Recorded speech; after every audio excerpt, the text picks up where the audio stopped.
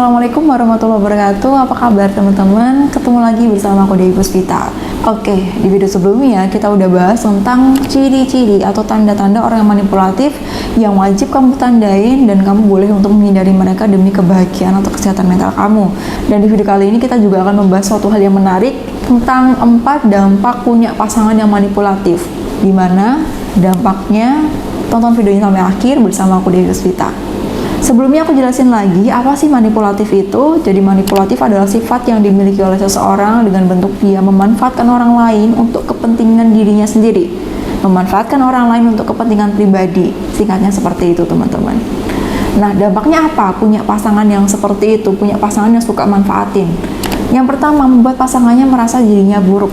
Kok bisa seperti itu? Jadi teman-teman, manipulative person, si manipulatif ini, itu kebiasaan dia suka nyala-nyalain orang, suka nyala-nyalain pasangannya, seringkali merendahkan pasangannya, memanfaatkan pasangannya, meremehkan pasangannya, entah dengan sikap dia kepada pasangannya itu tadi, atau dengan perkataan-perkataan yang tidak bagus untuk didengar, yang merendahkan harga diri seseorang.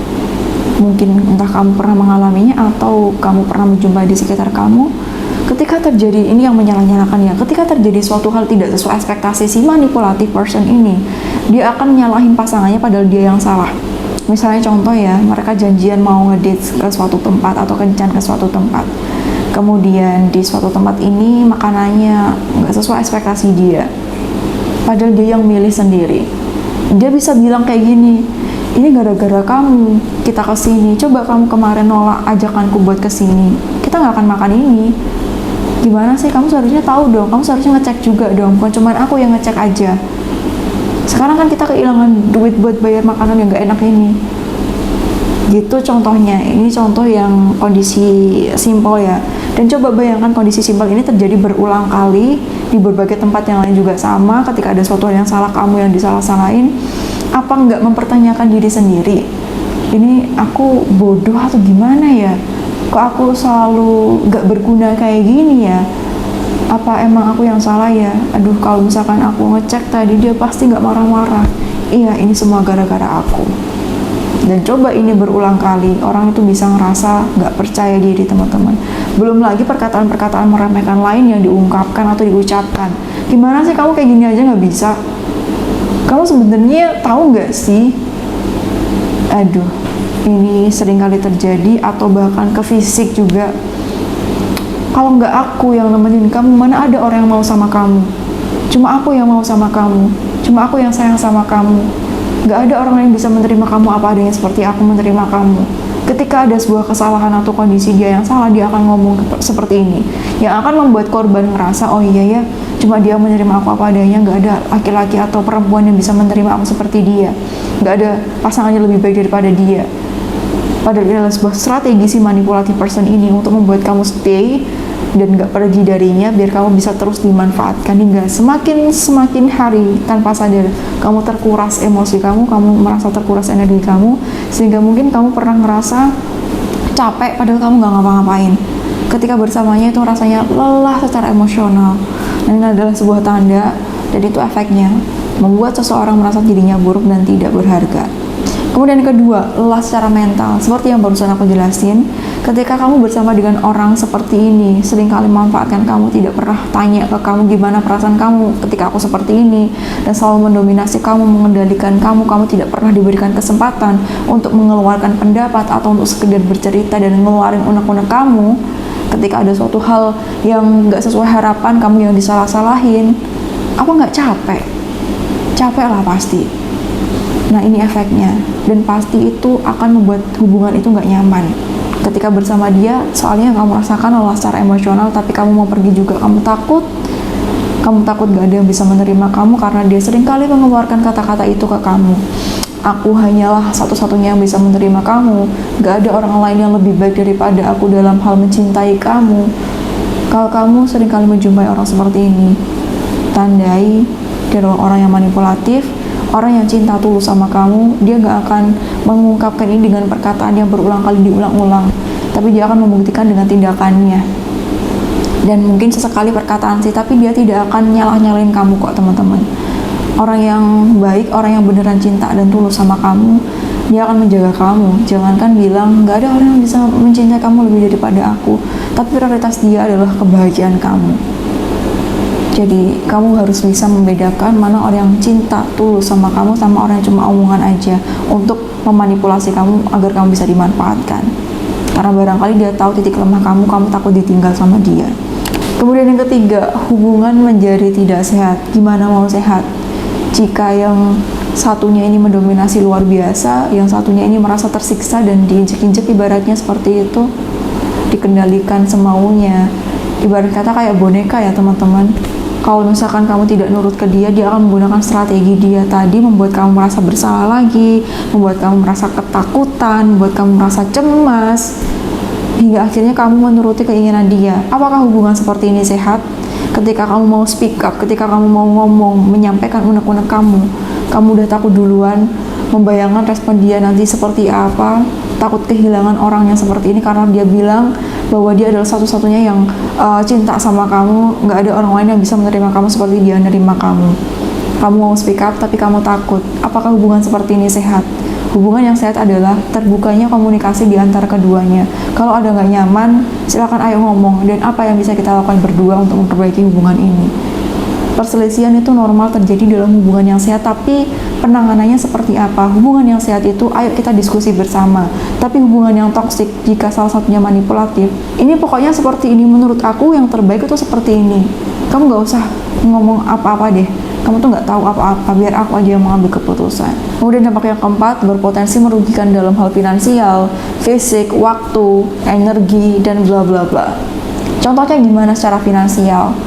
Untuk mengikuti semua keinginan dia atas nama kamu kan cinta sama aku, kamu harus bisa dong memenuhi apa yang aku inginkan. Kalau kamu beneran cinta sama aku, kamu harus bisa ngasih ini, entah ngasih apa ya, berlian untuk yang cewek, atau beliin mobil mewah, atau tas branded, atau apapun itu, hingga kamu tanpa sadar diporotin atas nama iya aku ini ngasih karena aku cinta sama dia.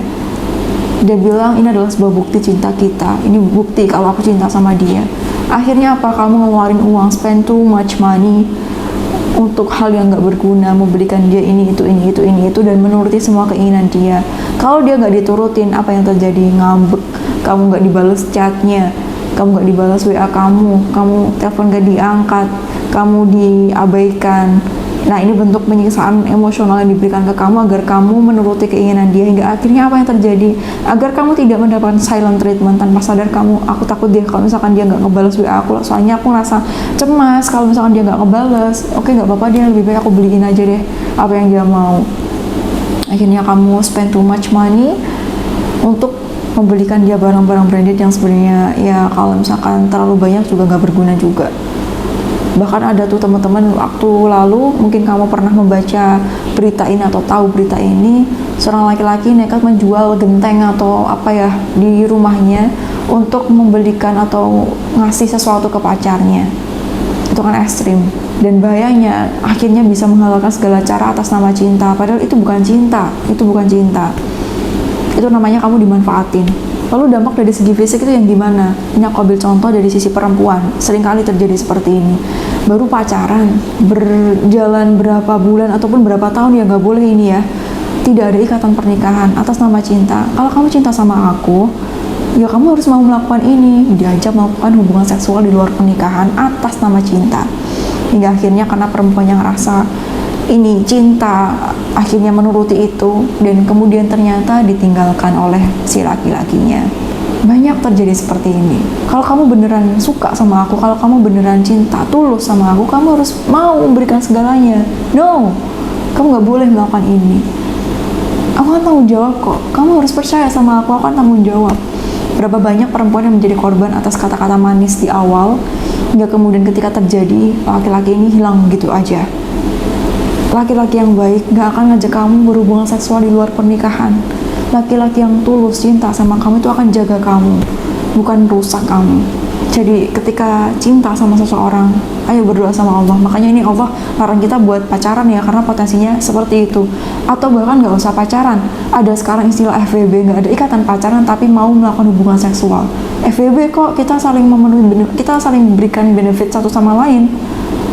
Gak ada ikatan kok, kita nggak pacaran tapi kayak gitu. Yang terjadi apa? Kebanyakan rugi dialami oleh sisi perempuannya. Berapa banyak orang yang share di Twitter, di beberapa tweet itu ngerasa di ghosting setelah melakukan hubungan seksual berkali-kali. Belum lagi imbas yang lain, ketika mau melakukan ini, berpotensi besar terkena penyakit menular seksual. Itu kalau dari sisi perempuan. Dari sisi laki-laki, contohnya gimana? Coba deh kamu yang cowok nonton video ini, silahkan share ya di kolom komentar buat kita pembelajaran satu sama lain. Itu dari segi fisik. Dari segi waktu apa? Kamu jadi tidak memprioritaskan diri kamu karena atas nama cinta tadi, ceweknya minta pokoknya kamu harus jemput aku sekarang, kamu ada posisi lagi kerja atau kamu lagi belajar atau apa. Kalau kamu sayang sama aku, ayo kita keluar malam ini, kita hang out malam ini, senang-senang malam ini. Padahal kamu lagi fokus SBMPTN misalnya, padahal kamu lagi fokus untuk ikut apa ya, tes CPNS atau apapun itu, sehingga kamu akhirnya mengorbankan waktu belajar kamu buat dia. Karena kalau orang yang cinta sama kamu dan sayang sama kamu, dia akan support kamu, bukan malah untuk kepentingan pribadinya dia meminta kamu untuk melakukan ini itu dan lain-lain sebagainya. Jadi seperti itu teman-teman, dampak dari punya pasangan manipulatif. Kalau kita tahu dampaknya seperti ini, apa yang harus dilakukan? Tandai cirinya apa? Hindari, batasi interaksi kamu sama dia. Gimana kalau udah terlanjur menjalin hubungan bersama dengan orang yang manipulatif? Kamu tahu apa yang harus kamu lakukan? Yakin jika kamu pertahankan ini kamu akan bahagia. Yakin secara batin kamu tenang, secara emosional kamu nyaman dengan kondisi seperti ini. Karena kamu baik, kamu bersama dengan orang yang baik. Perempuan yang baik dibersamakan dengan laki-laki yang baik. Perempuan yang keji dibersamakan dengan laki-laki yang keji. Jadi seperti itu teman-teman. Sampai jumpa di video selanjutnya bersama aku Dewi Puspita. Jaga diri kamu, kita minta perlindungan sama Allah. Ya Allah, lindungilah saya dari segala keburukan dalam bentuk apapun, dan bimbinglah saya untuk selalu memperbaiki diri saya untuk jadi orang yang lebih baik. Sampai jumpa di video selanjutnya bersama aku Dewi Puspita. Kamu berharga dan kamu berhak untuk bahagia. Wassalamualaikum warahmatullahi wabarakatuh.